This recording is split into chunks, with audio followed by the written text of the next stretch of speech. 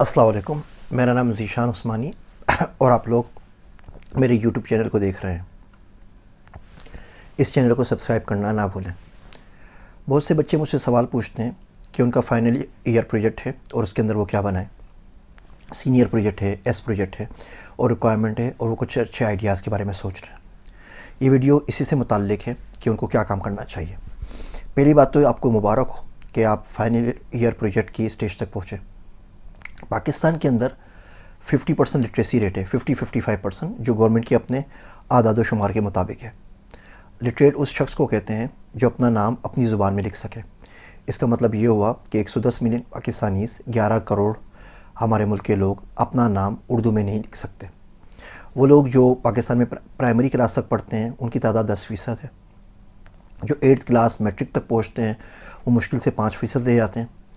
Intermediate 3% लोग करते हैं। बैचलर्स 0.3% लोग करते हैं। इसका मतलब ये कि अगर आपने पाकिस्तान से बैचलर्स कर लिया है तो आप 99.7% पाकिस्तानियों से ज़्यादा खुशकिस्मत हैं।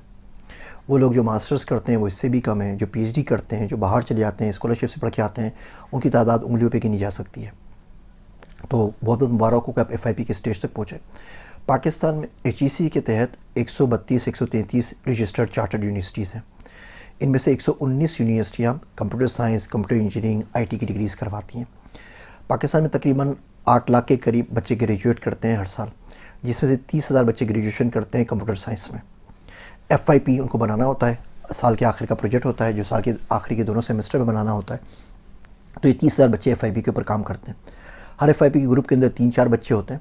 तो यूँ समझ लें कि कोई 5 से 8,000 FIP हम हर साल प्रोड्यूस करते हैं और पिछले 20 सालों से प्रोड्यूस किए जा रहे हैं जब से हम कंप्यूटर साइंस पढ़ा रहे हैं।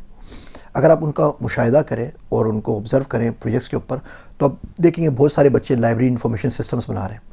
हमने एक सर्वे किया था तो इन 8,000 बच्चों में से 1300 बच्चों ने FIP 1300 बच्चों नहीं 1300 ग्रुप्स ने, यानी कि यूँ समझ लें कि तकरीबन 12,000 से ऊपर बच्चों ने लाइब्रेरी इंफॉर्मेशन सिस्टम बनाया था।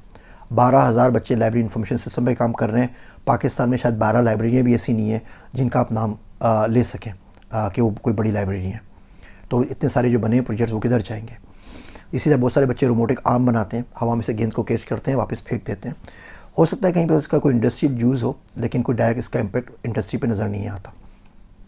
ये प्रोजेक्ट जो हम बनाते हैं आजकल, डेटाबेस सिस्टम बना लिया, होटल मैनेजमेंट सिस्टम बना लिया, कोई एक वेब पेज बना लिया, ये प्रोजेक्ट्स आजकल बाहर मुल्कों के अंदर प्राइमरी क्लास के बच्चे बनाते हैं, वो भी अपने क्लास प्रोजेक्ट्स के तौर पे, मतलब हफ्ते का प्रोजेक्ट, 2 हफ्ते का प्रोजेक्ट। ये अंडर ग्रेड के अंदर पूरे साल का प्रोजेक्ट नहीं होता। पाकिस्तान में बहुत सारी तरह चीज़ें होती हैं। मिसाल के तौर पर BBA की डिग्री है।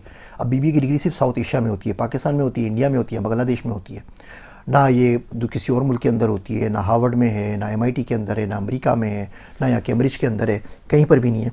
खैर हम बात की तरफ वापस आते हैं। तो FIP के अंदर आप जो भी प्रोजेक्ट बनाएं कोशिश करें कि इंडस्ट्री में उस पर आपको जॉब मिल सके। आजकल डेटा साइंस का दौर है, ब्लॉकचेन का है, AI का है, तो कोशिश करें इससे रिलेटेड कोई काम कर लें।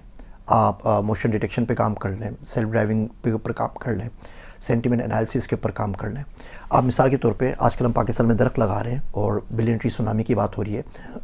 आप एक iPhone की या एंड्रॉयड ऐप बना लीजिए, उससे आप किसी भी पौधे की तस्वीर खींच लें, मशीन लर्निंग को, टेंसर फ्लो को यूज़ करते हुए उस दरख्त की शनाख्त कर लें, जियो कोऑर्डिनेट्स आपके पास आ जाएंगे। तो एक वॉलंटियर एप्लीकेशन होगी, कोई भी शख्स जाके दरख्त की तस्वीर खींच सकता है, तस्वीर का डेटा आपके पास मौजूद होगा और आपको एक्जैक्टली पता होगा कौन सा दरख्त किस जगह पे लगा हुआ है। आप 3 महीने बाद उसको विजिट कर लेते हैं, 6 महीने बाद विजिट कर लेते हैं, तो आप चेक भी कर रहे हैं कि साल 2 साल बाद दरख्त कितना बड़ा हुआ, क्या ग्रोथ हुई, किसी ने उसको काटा तो नहीं, उसकी देखभाल कर सकते हैं, बहुत सारे काम कर सकते हैं। बैतुल माल पाकिस्तान के अंदर अब बैतुल माल के पूरे सिस्टम को क्रिप्टो करेंसीज़ में कन्वर्ट कर सकते हैं कि जितने पैसे आएँ उसके क्रिप्टो करेंसीज़ और टोकन्स बन जाएँ और फिर वहाँ पे आगे काम कर सकते हैं।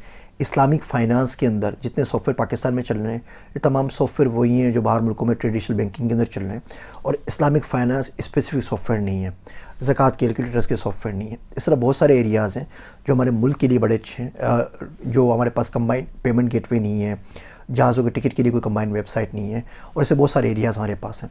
तो कोशिश करके FIP के अंदर 2 चीज़ों का ख्याल रखें। पहली चीज़ तो ये कि जो भी चीज़ आप कर रहे हैं वो फ्यूचर से रिलेटेड हो।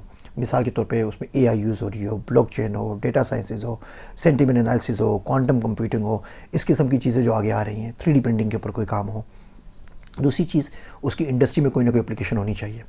अगर आपने ऐसा काम किया तो आगे आपको मास्टर्स पीएचडी में एडमिशन भी आराम से मिल जाएगा और आपके जॉब के मिलने के चांसेस भी बहुत ज़्यादा बढ़ जाते हैं। मिसाल के तौर पर टेलकोस है, टेलीनूर है, हमारे पास मोबिलिंक है, जैज़ है।